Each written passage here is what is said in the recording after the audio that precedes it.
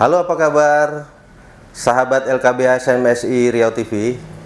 Pada hari ini kita kedatangan seorang tamu.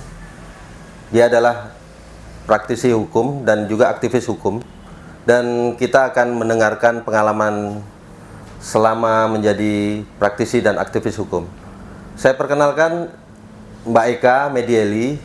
Apa kabar Mbak Eka? Kabar baik, Mas. Selamat sore Mbak Eka, terima kasih sudah bersedia hadir di ruangan ini.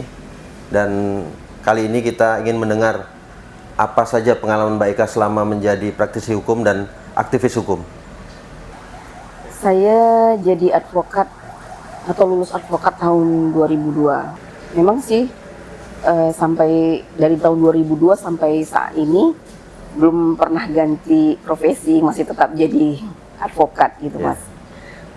Ya, kalau kita sebagai advokat itu mungkin kalau ditanya pengalaman, ya banyak pengalaman-pengalaman yang menarik, sebagai yang menegangkan juga pada saat kita menangani case gitu ya, case-case yang kita tangani gitu, dan sangat variatif gitu.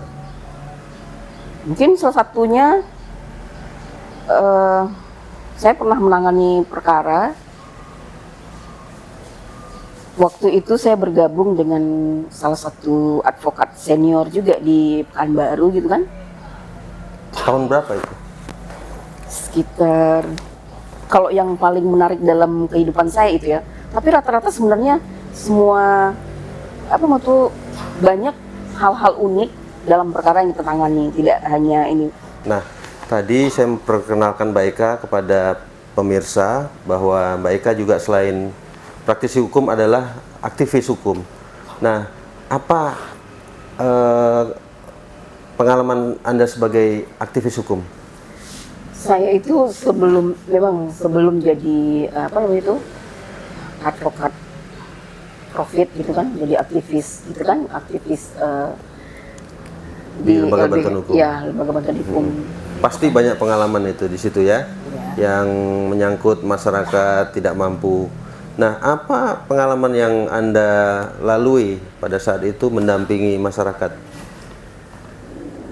Jadi beda advokat biasa dengan advokat yang jadi aktivis gitu. Itu ada sedikit perbedaan dalam cara penanganan teknis, penanganan perkara memang. Tapi memang stressingnya kalau di LBH, dari advokat dari LBH, terutama LBHI gitu ya. Sedikit berbeda dengan LBH lainnya. Itu biasanya lebih memang pure masyarakat gitu kan.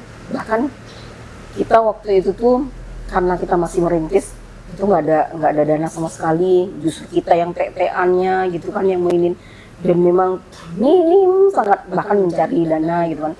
Pada waktu itu justru kita menangani perkara-perkara besar gitu kan. Ya seperti kasus waktu itu yang paling senter kali mendampingi masyarakat Bantan Bengkalis melawan jaring kurau. Waktu itu tuh sangat ini sekali penanganannya gitu kan. Walaupun kita juga dibantu oleh walhi untuk di lapangan ya ininya, sampai kita juga membawa masyarakat ke Jakarta, tapi memang tetap di berjaringan dengan kawan-kawan aktivis yang lain yang memiliki semacam untuk pendampingan masyarakat gitu kan, lingkungan juga gitu. Mbak Eka, Anda kan berangkat dari aktivis, kemudian beralih ke advokat profit ya, sebagai praktisi hukum, advokat profit. Tadi Anda bercerita bahwa di LBH selama Anda jadi aktivis itu kan Anda bekerja atau membela masyarakat itu tidak dibayar. Nah, bagaimana Anda bisa berubah, bermetafora dari aktivis menjadi praktisi, dari yang tidak dibayar menjadi yang dibayar, itu bagaimana? Secara psikologis bagaimana, terus secara keuangan juga bagaimana, secara ekonomisnya? Mungkin siklus juga ya Mas. Waktu itu kita bergabung, kita baru-baru jadi advokat ya. Oke. Kita Cari pengalaman ya. Cari pengalaman.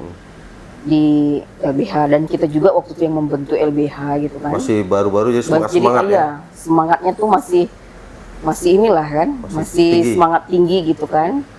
Dan berjalannya waktu memang tidak selamanya tentu kebutuhan ataupun apa gitu kan, tuntutan itu tidak selamanya, memang cenderung kalau kita aktivis kan kita nggak dibayar mengerjakan sesuatu, intinya pure benar-benar membantu masyarakat gitu kan ya.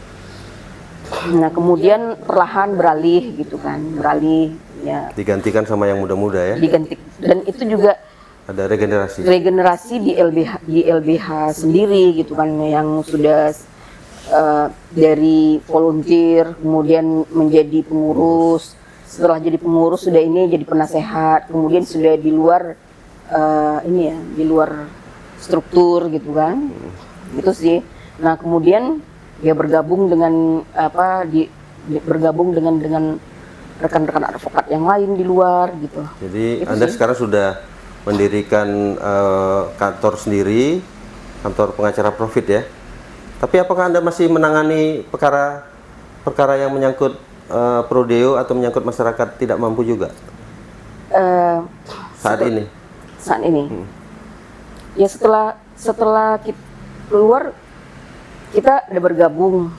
Saya lebih banyak mungkin bergabung dengan advokat senior. Memang sih punya kantor sendiri, kalau ada perkara sendiri kita maju sendiri, bawa rekan-rekanan gitu kan ya. Tapi lebih banyak juga bergabung dengan advokat-advokat yang lainnya, menjadi tim di advokat senior juga gitu kan. Kalau ya karena memang basicnya dari awal itu jadi di LBHI sebagai aktivis lah ya. Jadi aktivis. Masih ada jiwa aktivis masih ada. Saya sempat berapa 3 atau 4 tahun belakang lah, 5 tahun belakangan itu sempat jadi sekretaris walaupun sudah menjadi advokat profit, tapi tetap jadi menjadi sekretaris di PBH Pradi waktu itu, sebelum ini gitu kan.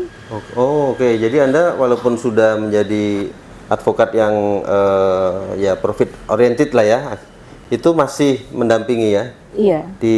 Dan masih aktif di masih membina dan PBH, menjadi pengurus di PBH.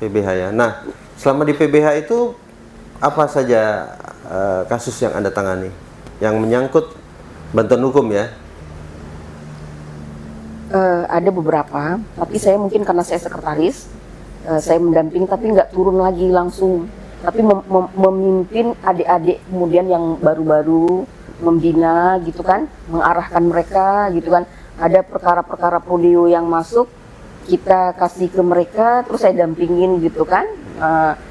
Mereka yang turun langsung nanti mereka konsultasinya, kita bedah perkaranya bagaimana, terus mereka yang turun gitu.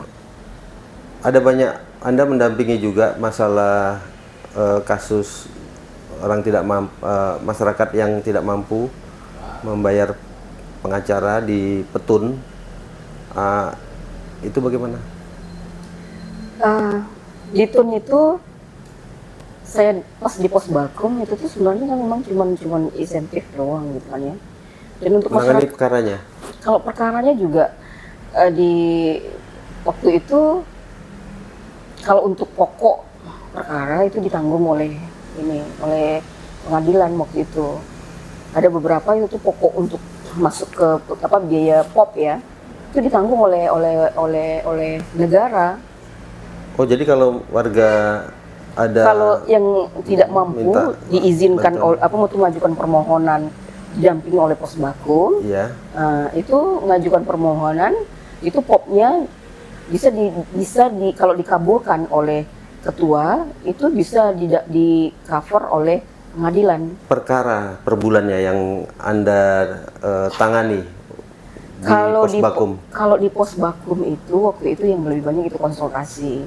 Oh, kebanyakan konsultasi. Lebih banyak konsultasi ya? Karena kalau Tun itu kan lebih spesifik, perkara yang ada di Tun itu lebih spesifik daripada perkara di luar. Pengadilan biasa tuh? kalau di peradilan tata usaha negara itu kan lebih banyak menyangkut kepada keputusan pejabat tata usaha negara yang menimbulkan dampak kerugian bagi seseorang atau badan hukum gitu kan. Tetapi kalau apa namanya tuh, kalau yang lain tindak pidana ataupun apa itu kan ke pengadilan negeri. Nah, perkara-perkara mengenai pejabat, tindakan pejabat atau keputusan pejabat tata usaha negara itu lebih spesifik sedikit gitu kan dari yang lain. Kalaupun dia termasuk perdata, itu perdata administrasi negara begitu kan. Nah, yang Anda dampingi di pos bantuan hukum di PT UN itu pernah sampai ke persidangan? Sering juga. Sering ya? Sering.